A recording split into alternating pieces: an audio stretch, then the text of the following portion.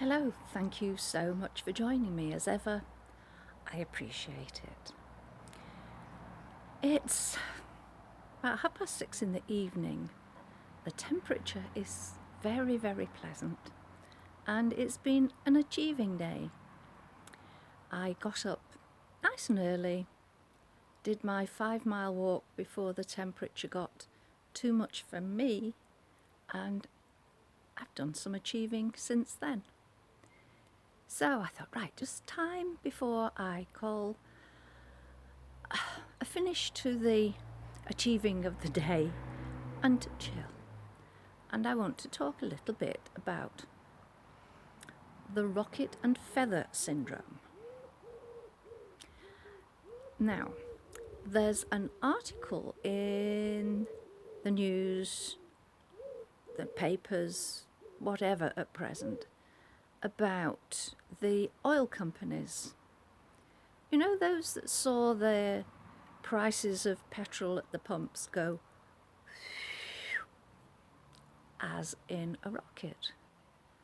And even though wholesale prices have apparently, allegedly, whatever, come down, the prices at the pumps haven't come in an equal and opposite motion. Rather, they have do like a feather. Hence the rocket and feather syndrome. And I know it doesn't just apply to petrol at the pumps, though on reflection it has applied to that situation more than once in the past. So their reputation for putting a match to that blue touch paper and then emptying a pillowcase full of feathers when the prices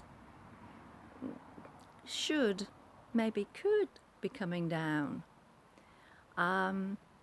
They have a bad reputation for that. But we can equally apply it to other situations.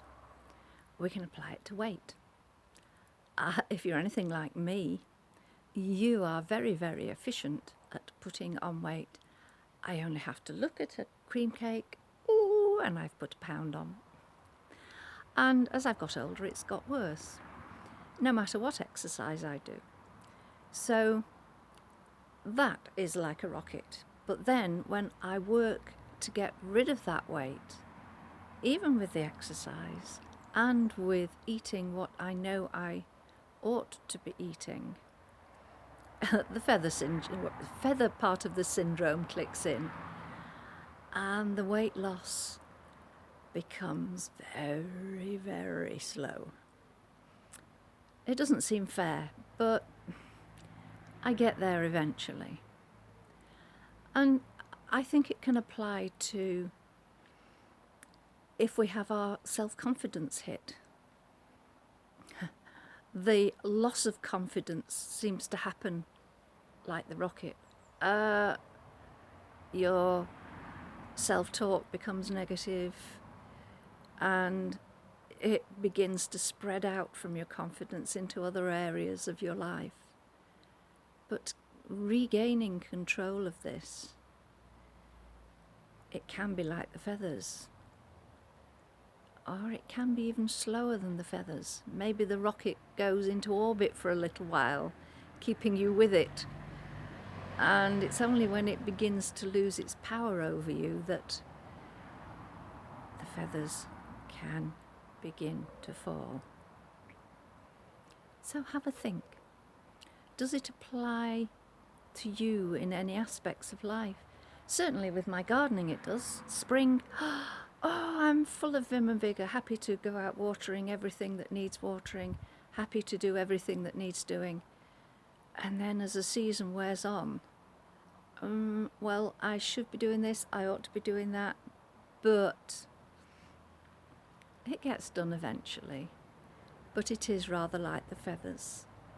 And when it's very hot, and I can use that as an excuse for not wanting to use a hose pipe, not wanting to be watering when it's hot.